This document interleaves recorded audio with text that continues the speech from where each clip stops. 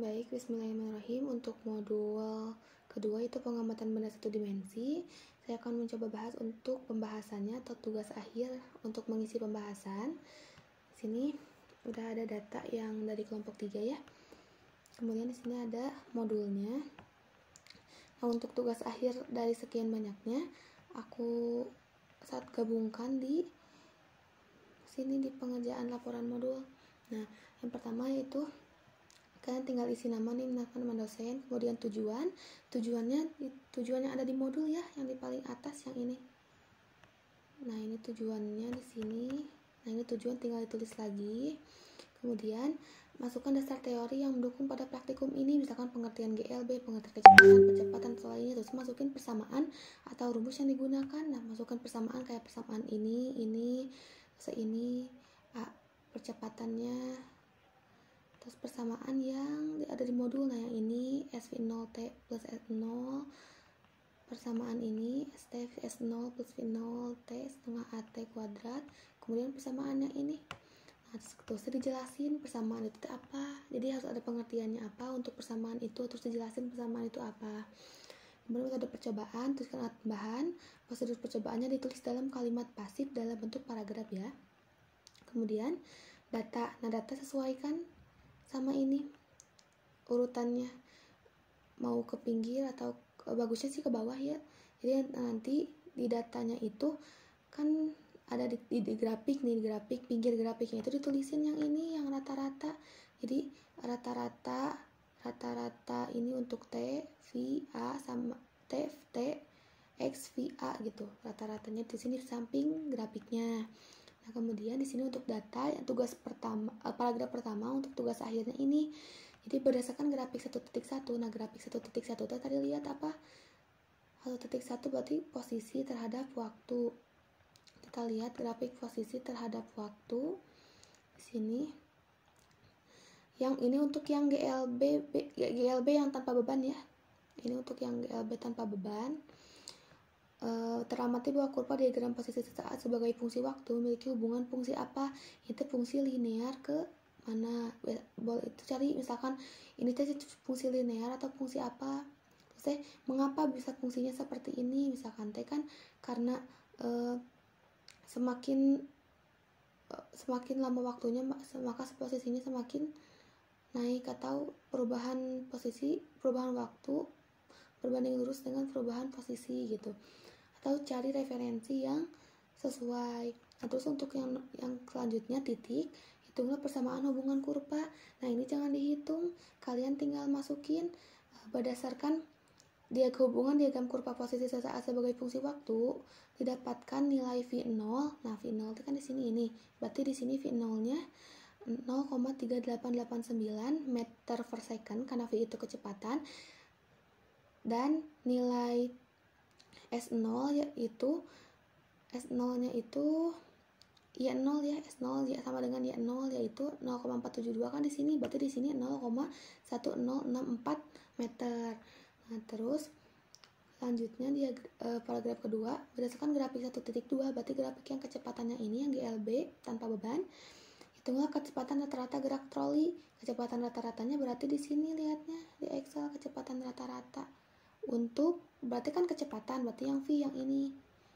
Kecepatannya itu 0,586101 meter per second. Nah, terus jika terdapat sedikit perubahan kecepatan, apakah penyebabnya? Kan harusnya kalau GLB itu kan gerak lurus beraturan, kecepatannya konstan kecepatannya dan tidak mengalami percepatan. Nah, mengapa mengalami perubahan kecepatan? Jelasin, karena misalkan karena gaya dorong awalnya yang terlalu kuat, atau misalkan karena adanya gaya dorong dan lain-lain. Pokoknya penyebabnya jelasin. Kemudian yang paragraf ketiga, nah, di sini untuk semua variasi beban ya, untuk beban 50 plus 5, 50 plus 10, 100 plus 5, 100 plus 10, dan selanjutnya. Di sini kita ambil contohnya, misalkan yang ini. Nah, ini untuk 50 plus 5, kan teramati bahwa kurva diagram posisi sesaat sebagai fungsi waktu untuk gerak troli berubah beraturan dengan gaya luar konstan memiliki hubungan fungsi apa? Nah, ini posisi terhadap waktu, fungsinya fungsi apa?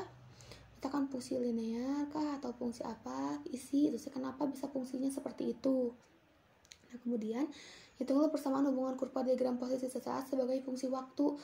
Nah, ini tinggal misalkan titik kan hubungan kurva diagram posisi sesaat sebagai fungsi waktu, didapatkan hasil bahwa S0 yaitu S0-nya kan di sini mah S0 didapatkan nilai S0 yaitu ini kan 0,059, berarti di sini 0,0584. Kemudian nilai V0 atau kecepatan awal yaitu di sini 0,0539 meter per second, dan nilai percepatan yaitu kan nilai yang ini 0,0689 dikali 2. Nah, itu nilai percepatannya, satuannya meter per second kuadrat.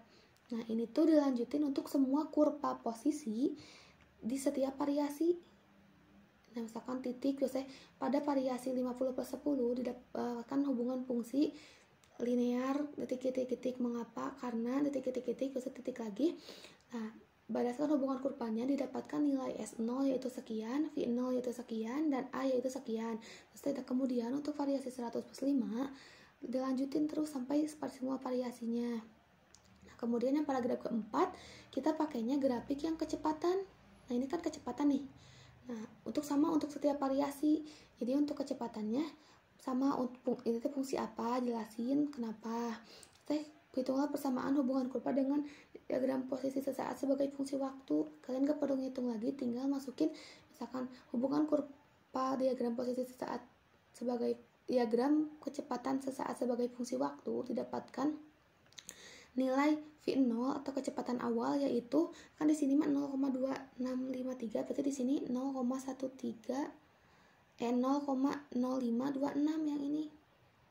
Nanti kemudian nilai A atau percepatannya yaitu di sini kan 3,184, berarti di sini 0,1388 meter per second kuadrat.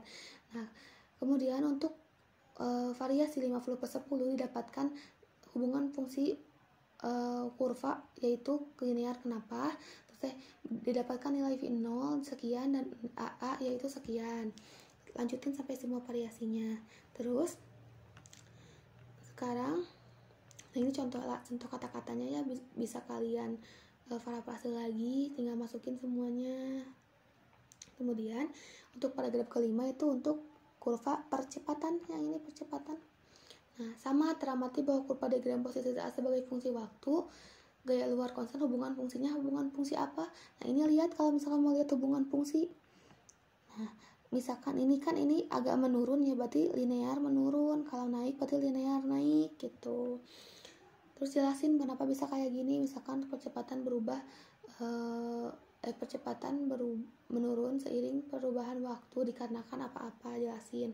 Kemudian hitunglah percepatan rata-rata gerak troli dan jelaskan hubungan kecepatan A dengan waktu. Jadi percepatan rata-ratanya di Excel. Yang ini kan percepatan nih yang A. Nah, di bawah percepatan rata-ratanya ini didapatkan nilai percepatan rata-rata yaitu 0,147634 meter per second kuadrat.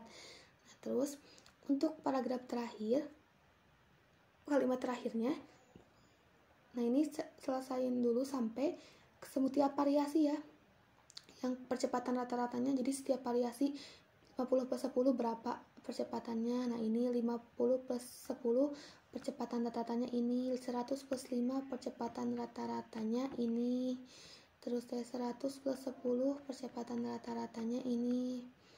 Nah, kayak gitu. Terus titik bandingkan hasil A dari perhitungan Excel dan perhitungan manual. Jadi kalian kan udah ditulisin nih percepatan rata-rata diperoleh segini-segini, sedangkan pada perhitungan manual pada variasi 50/5 didapat hasil misalkan 0,57 meter per second kuadrat. Terus pada variasi 50/10 pada Excel didapat 50/10 itu 0,417618 meter per second kuadrat, sedangkan pada perhitungan manual didapatkan 0, berapa gitu. Jadi setiap variasinya jelasin dengan hitung yang udah kalian hitung, nanti ditulisin di lampiran ya, yang perhitungan rumus sama hitungnya, yang setiap variasi itu yang gambar katrol.